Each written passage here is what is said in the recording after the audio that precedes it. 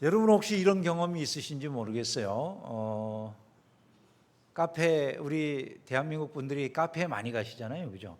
카페 가서 아메리카노를 주문했더니 그보다 비싼 라떼가 나왔어요.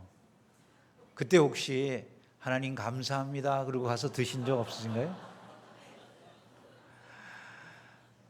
아니면 뭐 이런 경우도 있을 수 있잖아요. 뭐 친구들이랑 만나는데 날 보더니 갑자기 하는 소리가, 야, 너 요즘 살이 좀 찐 것 같다, 이렇게 얘기를 하는 거예요.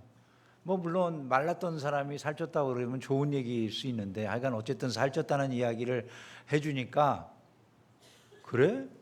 고마워, 이렇게 대답을 했어요. 뭐 이런 경우들이 있을 수 있잖아요, 그죠? 근데 그런 그 경험들을 하면서 여러분들이 어떤 생각을 하셨을지 모르겠는데, 우리가 감사를 굉장히 많이 해요, 그죠? 근데 그 감사를 많이 하는 이유 중에 하나가, 우리가 평상시에 항상 감사라는 이야기를 들으니까, 뭐든지 감사하라 이야기 듣다 보니까 자기도 모르게 그냥 습관적으로 이 감사라고 하는 걸 하게 되는 경우들이 있는데, 문제는 뭐가 문제냐면, 이게 진짜 감사인가? 이게 감사해야 될 때는 감사 안 하고 엉뚱하게, 아니 사실 아메리카노 달라고 그랬는데 라떼가 나왔으면 이건 제 것이 아닌데요, 이래야 되잖아요, 그죠? 그걸 감사합니다라고 먹을 일은 아닌데 감사합니다라고 먹었어요. 감사할 일이 아닌 것 같잖아요. 아니 나보고 살쪘다고 그러는데 마음속에 띠꺼운 생각하면서 그래 고마워, 뭐 이렇게 얘기하는 거, 그 고맙다고 하는 것도 사실은 아니잖아요. 아니 근데 그런 일들이 실제로 일어날 수 있다는 거죠. 그러니까 우리가 진짜 감사가 뭐냐, 성경이 말하고 있는 감사, 이 감사가 뭐냐, 좀 이게 심도 있게 살펴볼 필요가 있다는 것이죠. 그 내용을 우리가 살펴보기 좋은 분이 다니엘 같아요. 다니엘은 굉장한 위기 가운데에서 정말 이 정도라면 감사 접어도 되지 않겠느냐라는 생각이 들 정도의 상황에서 감사하는 그런 모델이 되거든요. 우리가 잘 알잖아요. 다니엘 이야기, 뭐 교회 생활 어느 정도 해본 분들은 다 수도 없이 들어서 귀 아프게 아마 들었을 정도라고 말할 수 있을 텐데, 다니엘은 포로로 잡혀간, 바벨론이라고 하는 나라에 포로로 잡혀갔는데, 바벨론에서 포로로 잡혀간 사람이 성공해가지고 바벨론 최고직에까지 올라갔던 그런 인물 아닙니까? 이렇게만 산 것도 대단하다 할 텐데 제국이 바뀌었잖아요. 제국이 페르시아 제국으로 제국이 바뀌었는데도 그 제국에서도 승승장구해가지고 세상에 페르시아 제국에 120개의 도가 있었다는 거예요. 페르시아는 제국이었잖아요. 제국에 120개의 도가 있는데 우리 대한민국에 몇 개의 도가 있습니까? 도가? 다 해봐야 뭐 별로 몇 개도 안 되잖아요, 그죠? 예? 난 잘 모르겠어요. 숫자에 익숙하지 못해서. 여러분 다 아실 거 아니에요? 그런데 우리나라 도하고 생각을 해보세요. 120개의 도가 있었다고요. 120개의 도.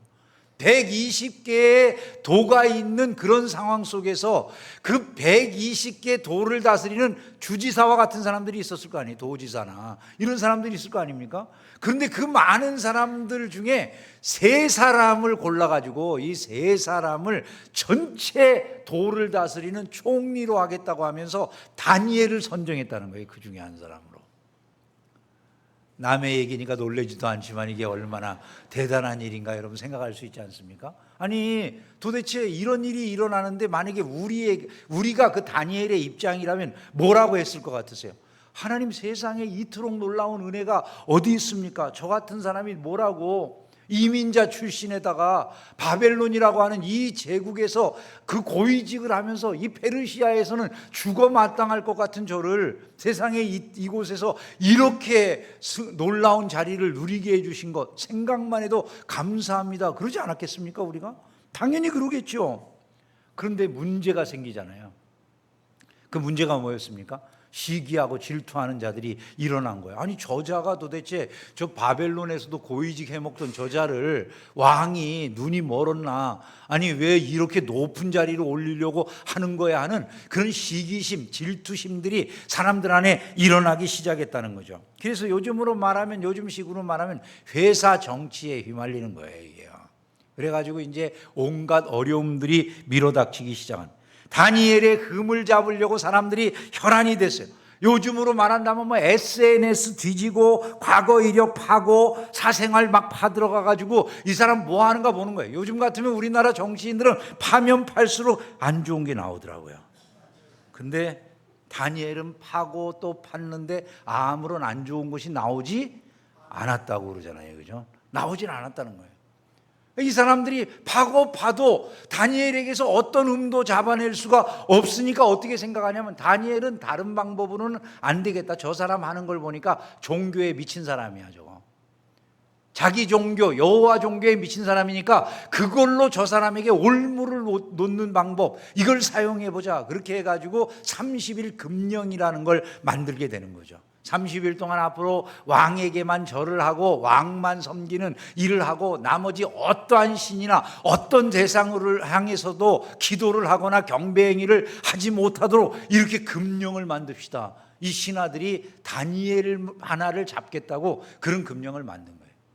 자, 다니엘의 입장에서 여러분 한번 생각을 해보세요. 지금까지 그렇게 승승장구하던 삶이 하루아침에 자기를 노리는 자들에 의해서 다 무너질 상황으로 보여지지 않겠습니까? 저와 여러분이라면 어떻게, 우리가 다니엘의 입장에 있었다면 뭐라고 했을 것 같으세요? 하나님, 지금 30일만 기다리면 제가 이 제국의 왕 다음에 3명 가운데 한 사람이 됩니다. 제가 하나님의 영광 높일게요. 정말 하나님 앞에 충성할 겁니다. 그러니까 하나님 30일만 참아주세요. 여러분 나쁘다고 생각되세요? 우리라면 어떻게 할 것 같으세요? 근데 다니엘을 보세요. 믿음의 일을 30일 멈추는 것도 안 하는 거예요. 뭐라고 성경이 말씀합니까? 전에 하던 대로. 하나님 앞에 하루 3번 예루살렘을 향하여 창문을 열고 무릎을 꿇고 기도하며 그의 하나님께 감사하였더라. 성경이 이렇게 말씀을 해요. 변하지 않는 신앙을 가지고 있었다는 것이죠. 우리는 신앙생활하면서 너무나 많은 변화들을 경험하지 않습니까? 그죠?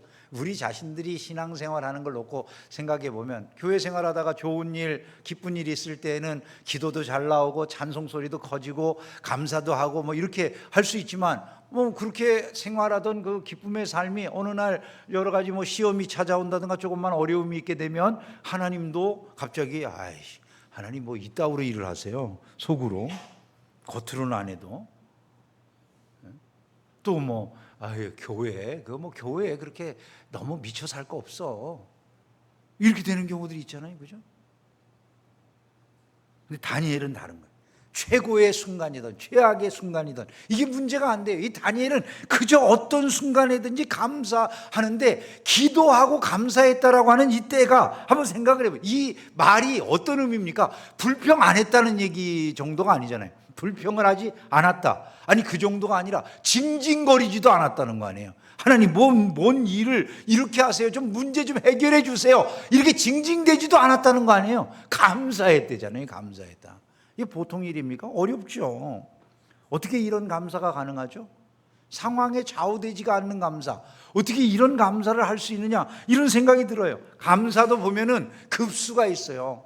초급자는 감사를 어떻게 하냐면 교회 나와서 얼마 안 된 이제 초급 신앙인들의 경우에는 뭔가 잘 되면 감사해. 대학에 붙어서 감사, 사업이 대박 나서 감사, 이번에 승진해서 감사.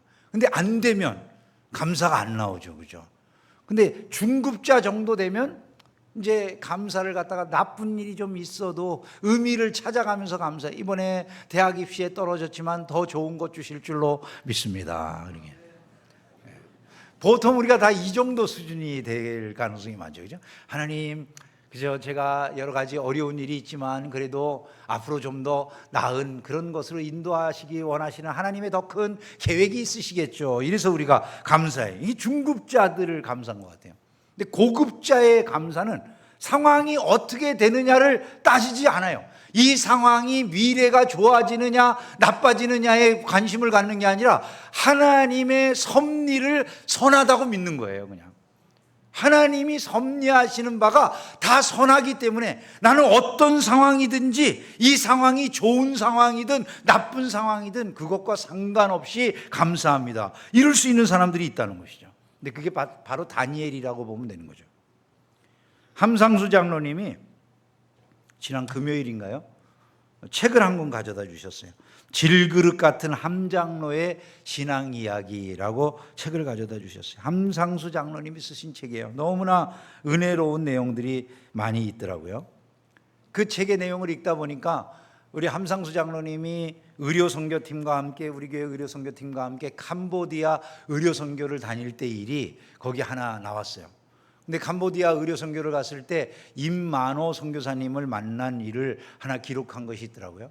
그 임만호 선교사님이 너무 참 그 캄보디아에서 애쓰시는 그런 모습을 잠깐 그 함장로님 책에 기록한 걸 보고서 제가 저 임만호 선교사님이 어떤 분인가 하고 인터넷을 좀 뒤져봤어요. 그랬더니 그분의 기사가 나오는데, 함장로님이 가셨을 때 그 임만호 저 선교사님이라고 하는 분이 자기 아이를 잃어버린, 교통사고로 잃은 지 얼마 안 되는 때라고 그러더라고요. 함장로님이 갔을 때 이 선교사님이 자식을 잃은 거예요. 근데 교통사고로 잃었는데 그 교통사고가 난 그때 경찰들이 이 아들의 시신을 갖다, 그 선교사님 아들의 시신을 무연고 처리를 해버렸대요. 그래가지고 얼마 동안을 아이가 하다가 어떻게 그냥 나중에서야 결국 그 시신을 그렇게 찾게 되고 뭐 이런 일이 있었으니까, 선교지에서 그런 일을 당한 선교사님이 여러분 감사가 나오겠습니까? 선교 활동을 계속 하고 싶겠어요, 여러분? 우리 같으면 어떨 것 같으세요? 한번 잘 생각을 해보세요. 정말 선교 활동이나 뭐나 뭐 다 집어치고 싶은 그런 생각이 나지 않겠습니까? 근데 이분이 거기에서 보니까 가난한 자들의 아버지라고 불리울 만큼 그렇게 칭송을 받는데, 아들의 죽음으로 나중에 그걸 알게 된 사람들이 후원을 해줬는데 그 풍성한 후원이 들어온 걸 가지고 희망의 집이라고 하는 것을 거기에 희망의 학교라고 하는 걸 지어가지고 거기에 캄보디아의 어려운 아이들을 위해 가지고 다 쓰신 거예요, 이분이요. 그래서 그곳에 이분이 그 가난한 사람들의 아버지라고 하는 그 이름으로 불리우고 있다는 거예요. 이분이 쓴 그 신문에 나와 있는 그 인터넷에 자료, 신문에 실린 기사라고 이렇게 나온 걸 봤는데, 이분이 어떻게 그런 삶을 사는지를 알 만한 내용이 하나 있더라고요. 자기에게 하나님이 가난한 자들의 아버지라고 하는 그런 이름을 듣게 하신 것이 감당치 못할 너무나 큰 이름이라고 생각이 들면서도 예언적 사명을 감당하라고 하는 그런 이름으로 생각하고 그렇게 자기가 그 이름처럼 살았다는 고백이 나올 수 있을 만큼의 삶을 살고 싶다는 이야기를 하면서 쓴 글이에요. 그 밑에 밑빠진 독에 물고기 한 마리가 있습니다. 그 물고기 한 마리가 죽지 않도록 물을 붓고 또 붓습니다. 사람들은 말을 합니다. 미친 짓이야, 시간 낭비야. 그 물고기 한 마리를 위해 그렇게 하염없이 물을 붓는 것이 바보라고 합니다. 그러나 물을 붓고 또 붓습니다. 그 물고기 한 마리가 죽지 않도록 물을 붓고 또 부으면서 기억합니다. 그 다음이 너무나 은혜가 되는 그런 고백이에요. 나 하나를 살리기 위해 끊임없이 부으셨던 하나님의 사랑을, 그래서 물을 붓다가 웁니다. 힘들거나 지쳐서 우는 것이 아닙니다. 남들이 알아주지 않아서 우는 것도 아닙니다. 나를 그렇게 사랑하신 하나님의 사랑 때문에 웁니다. 내가 바로 그 밑빠진 독에서 숨을 헐떡이며 살아가던 한 마리의 물고기였다는 사실 때문에 웁니다. 이렇게 썼어요. 여러분, 이 임만호 선교사님이라고 하는 이분은요, 하나님의 사랑에 대한 감사 때문에 그 어려움을 이겨나가고 계시는 줄로 믿습니다. 그 혹독한 일을 겪으면서도 선교지를 떠나지 아니하고 오히려 자기 아들이 죽어서 받은 그 위로금들을 모아가지고 거기에다가 희망의 학교라고 하는 걸 짓고 그 어려운 사람들을 돌보는 일들을 계속하고 있다는 것이죠. 이게 바로 감사의 고급자들이라고 말할 수 있지 않겠습니까? 다니엘이 하루 3번씩 감사 기도를 했다고 말씀해요. 그냥 습관이라고 생각하기 쉽잖아요. 하루 3번씩, 그러니까 그냥 습관적으로 이 사람은 습관이 그렇게 기도하는 습관이 있었는가 봐, 이렇게 생각하기 쉽지만 그건 그런 얘기가 아니라고 봐야 돼요. 이것은 그의 삶 전체가 감사하는 삶이었다, 그걸 말하는 것 아니겠습니까? 그의 삶은 삶 전체가 감사하는 거였다는 것이죠. 우리는 어떤 모습으로 하루하루를 살아갈까요? 내일 당장 월요일인데 월요일이 되면 일 나가야 되잖아요, 그죠? 아이고, 또 월요일이네, 이거 어떻게 가서 또 일을 하나, 이런 생각으로 일어나. 출근하면서 아니 왜 이렇게 지하철은 꽉꽉 차, 도대체 누구야, 왜 밀어, 막. 아유, 직장에 가서 그 인간 얼굴은 어떻게 보나. 내가 퇴근할 때는 그 인간 피해 다니느라고 오늘 하루 진짜 피곤했어. 내가 그 얼굴 좀 마주 안 보려고 피곤해 죽겠다. 여러분, 우리가 그렇게 될 가능성이 있잖아요, 그죠? 다니엘은 뭐라고 했을까요? 하나님, 오늘 하루도 새로운 날을 주셔서 감사합니다. 이 일을 내게 맡겨주셔서 감사합니다. 하루를 무사히 마칠 수 있어서 감사합니다. 고급 감사. 우리의 수준은, 이걸 우리가 생각하면서 신앙이 자꾸 달라져야 되겠죠. 공감이 잘 안 되시죠? 표정들을 보니까 공감이 안 돼. 근데 이런 것은 공감이 안 돼도 우리의 신앙생활이 이렇게 가야 되는 거죠. 그 길로 가야 성숙한 신자가 되는 것이다 라고 하는 점을 꼭 기억을 해야 되는 것이고, 그것이 바로 다니엘이 우리에게 보여주는 감사의 모습이라는 거예요. 결국 하나님이 그걸 기쁘시게 보시니까 어떤 역사가 일어납니까? 대역전의 역사가 일어나잖아요. 대적들은 다니엘이 끝난 줄 알았는데 다니엘이 끝난 게 아니라 대적들이 끝장나는 거죠. 왕이 아침 일찍부터 사자굴에 던짐을 받은 다니엘, 그 다니엘이 있는 사자굴 앞에 와서 소리를 질러요. 다니엘아, 네가 믿는 그 하나님이 너의 생명을 구출해 주셨더냐 소리 지르는데 다니엘이 안에서 대답을 하잖아요. 왕이여, 만세수를 하옵소서 하면서 하나님이 천사를 보내서 저 사자들의 입을 막아주셨습니다. 다니엘이 굴에서 나옵니다. 여러분, 이거는 어떤 영화보다도 드라마틱하잖아요, 그죠? 그 드라마틱한 역전의 역사가 일어나는데 그 다음 이야기가 진짜 역전이잖아요. 대적들을, 그렇게 다니엘을 모해했던 대적들을 어떻게 합니까? 다 사자굴에 잡아서 던져 넣으라고 하잖아요. 사자굴에 그들이 던져 들어가자마자 성경이 뭐라고 말씀합니까? 그들이 굴 바닥에 닿기도 전에 사자들이 그들을 움켜 그 뼈까지 부서뜨렸더라, 이렇게 말씀합니다. 하나님의 은혜가 임하는 줄로 믿습니다. 여러분, 우리는 감사할 일들이 너무나도 많잖아요, 사실은요. 감사하면 축복이 있다라고 말씀하기도 하고요. 영국의 위대한 설교자인 스펄전이 이런 말을 했고, 여러분들이 다 들으신 얘기죠. 불행할 때 감사하면 불행이 끝나고 형통할 때 감사하면 형통이 연장된다, 그렇게 말해요. 근데 이거 꼭 무슨 긍정적 사고방식을 가르치는 사람들의 선언처럼 들려지지만 그게 아니에요. 이게 성경 말씀에 근거한 그런 말씀이에요. 성경이 뭐라고 말합니까? 너희 말이 내 귀에 들린 대로 너희에게 행한다 그랬잖아요. 너희 말이 내 귀에 들린 대로 너희에게 행한다. 무슨 말입니까? 원망하면 원망거리 생기고, 불평하면 불평거리 생기고, 감사하면 감사할 일이 생긴다, 그런 말 아니겠어요? 그런데 우리 입술에 어떤 말을 올리느냐가 그만큼 중요하다는 것 아니겠어요? 교회 생활도 보세요.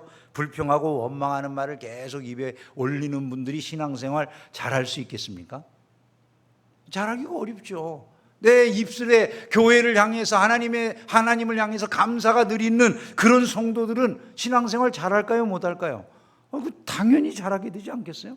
그게 신앙생활도 마찬가지, 가정생활도 마찬가지죠. 집에서 남편이나 아내의 얼굴을 볼 때마다 하나님, 그래도 저런 인간이라도 주셔서 감사합니다, 이래야지. 그게 아니고 볼 때마다 서로 아유, 저 왼수 오늘도 저 화상을 봐야 되나 뭐. 그러면 그 집안이 행복할 수가 없죠. 당연히. 어떻게 행복하겠어요? 사회생활도 마찬가지. 대한민국 보면서 항상 헬조선 그럼 떠나고 싶죠. 그렇지 않겠어요? 자기가 이 땅에 살고 싶겠습니까? 헬조선 하는데 이 땅에 살고 싶겠어요? 그래도 대한민국 여러분 얼마나 좋은 나라입니까? 그죠? 아니에요? 나는 우리나라를 생각하면 너무 좋은 것 같아요, 사실. 어제 저녁에 여러분 저녁에 혹시 에어컨 너무 더워서 요즘 계속 열대야잖아요, 그죠? 에어컨 틀어놓고 주무셨어요? 여러분, 세계에서 에어컨을 틀고 저녁에도 마음껏 전기를 쓰면서 잘 수 있는 나라가 몇 개나 될 것 같으세요? 밤새도록. 전 세계에 그런 나라가 몇 개 없어요. 우리는 그렇게 하잖아요. 예배 드리면서 춥죠? 추워서 막 불평이 나오죠? 근데 추워서 감사해 보셨어요? 이렇게 마음대로 이렇게 냉방을 사용할 수 있는 나라가 전 세계에 몇 개가 없어요. 여러분, 이런 복을 우리가 누리는데 이게 복이라고 별로 생각을 못 해요, 우리가요. 여기서 춥다가 밖에 나가서 따뜻하면 감사. 밖에서 덥다가 여기 들어와서 추우면 감사. 이래야 되는데 우리가 이게 쉽지가 않아요. 왜냐하면요, 우리가 그게 쉽지 않은 이유가 있어요. 우리가 피가 그래. 조상이 아담이잖아요, 하와잖아요. 에덴 동산에서도 불평한 인간들이야. 그 조상이, 그러니까 우리가 그 피를 받아가지고 그냥 다 불평하는 거야. 아무리 좋아도 소용없어. 조금만 달라지면 불평하고 원망하는 게 우리의 일이에요. 그래서 첫째 아담은 그런 식으로 실패했는데 둘째 아담인 예수님은 오셔서 감사합니까? 불평합니까? 십자가도 감사하셔서 우리에게 구원의 은혜를 나누어 주신 줄로 믿습니다. 그래서 우리가 육신을 따라가면 늘 불평할 것밖에 없어요. 불만족하고 시기하고 질투하고 이런 것밖에 없지만 항상 영혼을 따라가면 우리는 새로운 삶을 살 가능성이 생기는 거다. 이 점을 우리는 기억을 해야 되는 것입니다. 우리가 감사할 이유는 얼마나 많습니까? 구원받았잖아요. 예수님이 우리 때문에 십자가를 져주시지 않았어요? 우리가 하나님의 자녀가 되고 천국이 우리 집이 되고, 이것만으로도 평생 감사할 거리 아니겠어요? 약속을 주셔서 희망을 잃어버리지 않을 수 있잖아요. 보호해 주시겠다고 하죠. 인도해 주시겠다고 하죠. 좋은 것으로 채워주신다고 말씀하시잖아요. 그리고 반드시 너희의 믿음에 보상해 주신다. 이러니까 끝까지 희망을 잃어버리지 않는 삶을 살 수 있어요. 이런 것을 생각하면 감사가 우리 안에 나올 수밖에 없죠. 또 현재도 우리가 얼마나 감사할 일이 많습니까? 숨 쉬는 것, 건강한 것, 가족이 있는 것, 일할 수 있는 것, 예배 드릴 수 있는 것 다 감사. 저는 사실 어렸을 때 고생을 많이 해서 그런지 지금 있는 게 다 감사해요. 여러분, 집에 들어가서 샤워를 마음껏 물 틀어놓고 할 수 있을 때 감사하는 마음이 드세요? 저는 너무 감사해요. 왜냐하면 어렸을 때 물찌개를 날랐기 때문에. 집안 식구들이 씻으려면은 새벽에 줄을 서가지고 물동이를 쭉 이제 답심리, 그 답답한 동네 이동에 말이죠. 그 이동 동사무소 앞에다가 물통을 놓고 새벽 4시에도 일어나가지고 내려가서 거기다 물통 대고 서 있어야 돼. 한겨울에도. 그 물찌개를 지고서 그 산동네를 오르내렸어요. 우리 어머니가 날마다 효자라고 그랬어. 왜냐하면 세상에 그 초등학교 5학년, 6학년짜리가 맨날 물찌개 지고서 말이죠. 물통을 전에 물 한 방울도 안 흘리고 잘 다녔어요.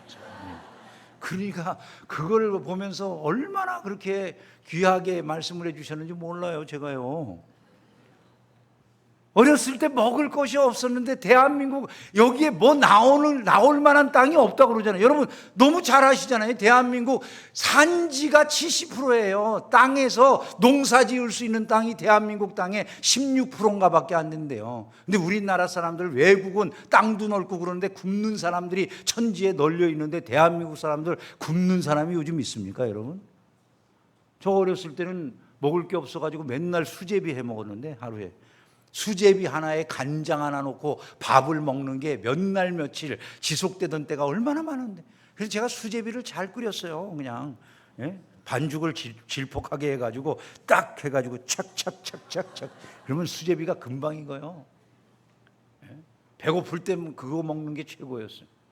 근데 우리가 지금 여러분 먹을 게 얼마든지 있고 말이죠. 불평하고 원망할 게 하나도 없는데 그런 것들을 우리가 생각을 못해요. 우리의 현재가 감사해요, 사실은요. 다 비교하면서 이야기하는 것일 뿐이죠. 감사할 일들이 너무 많은데 우리가 하나님 앞에 감사하면서 찬송해야 되지 않겠어요? 입술로 표현하는 게 찬송이잖아요. 예배 드리면서 찬송하는 걸 안 하시는 분들이 있어. 굳게 다물고 그냥 절대로 찬송 안 할 표정이야. 저는 아무 상관도 없어요. 여러분들이 찬송 안 해도 교회만 나오시면 그걸로 다행으로 생각을 해. 근데 문제는 뭐냐면 하나님 앞에서 한번 생각을 해보세요. 어제가 우리 집사람 생일이었거든요. 저기 생일 축하하는 노래를 불렀어요. 우리 손녀딸이 생일 축하합니다. 생일 축하합니다. 사랑하는 할머니 생일 축하합니다. 촛불 불라고 빨리 불러. 그래도 여러분, 조수미가 부르는 노래보다 이 손녀딸이 부르는 노래를 우리 집사람이 더 좋아할까요? 조수미 노래를 더 좋아할까요? 아니, 그 누구나 마찬가지잖아요. 자, 한번 생각을 해보세요. 우리가 찬양을 난 잘 못해. 내가 입술을 열어서 하나님 앞에 노래 잘 못해. 그게 무슨 상관이 있겠어요? 아버지 앞에 드리는 찬양이면 그게 더 중요한 거죠. 그게 더 훌륭한 거예요. 하나님은 그걸 좋아하시는 거예요. 저희 할머니가요, 평생 찬송을 열심히 거의 뭐 매일매일 찬송을 그냥 몇 시간씩 부를 때도 있어요. 근데 저희 할머니의 찬송가를 보면요, 곡조가 없어요. 저기가 없어. 다 한글로만 써 있어요. 그리고 우리 할머니는 모든 곡이 똑같아. 근데 어떻게 그렇게 잘 부르시는지 몰라. 그 찬송을 하나님이 좋아하실까요? 나빠하실까요? 저는 그렇게 생각해요. 그게 진짜 찬송이에요, 여러분. 몰라서 찬송을 못한다고요? 아니요. 내 마음이 있는가를 봐야 돼요. 난 정말 하나님 앞에 감사한 마음이 있는가. 속에만 두는 게 아니라 입으로도 찬양하잖아요. 다윗이 그렇게 말하니까 주의 능한 일을 나는 선포합니다. 비파와 수금과 나팔과 퉁소로 찬양하십시오. 사람들이 그렇게 이야기하잖아요. 우리도 그렇게 할 마음이 있어요. 내가 기타 칠 줄 알면 기타로, 내가 뭐든지 할 수 있다면 그걸로 하나님 앞에 감사하고 싶은 마음이 있어야죠. 삶으로 표현하고, 물질로 표현하고, 사역으로 표현하고, 내가 차량 안내를 할 수 있으면 안내라도, 교사를 할 수 있으면 교사로라도 그걸 정성을 다해서 하나님을 섬기는 마음으로 그렇게 하는 거예요. 그게 진정한 신자의 감사라는. 오늘부터 우리는 감사를 시작하자, 이런 마음이면 좋겠습니다. 맥주 감사주의를 맞아서 하반기가 시작하는데 오늘부터라도 다시 감사를 회복해야지. 상황만 좋을 때 감사하는 분은 어떤 분이 그렇게 표현했더라고요. 날씨형 신앙인. 날씨 좋을 때만 감사하는. 어떤 상황에도 하나님의 은혜를 찬양하고 감사할 수 있는 사람을 체질형 신앙인이라고 이렇게 구분해놨더라고요. 저는 저와 여러분들이 체질형 신앙인이 되기를 주의 이름으로 축원합니다. 그래서 주께서 우리의 삶에 역전의 은혜를 주시면 좋겠어요. 마지막으로 이 말을 한번 같이 따라서 하시고 마무리하겠습니다. 감사는 현재를 바꾸고 미래를 만드는 가장 강력한 힘입니다. 이것을 마음에 새기고 감사하면서 여러분의 미래를 아름답게 세워나가시기를 주의 이름으로 축원합니다.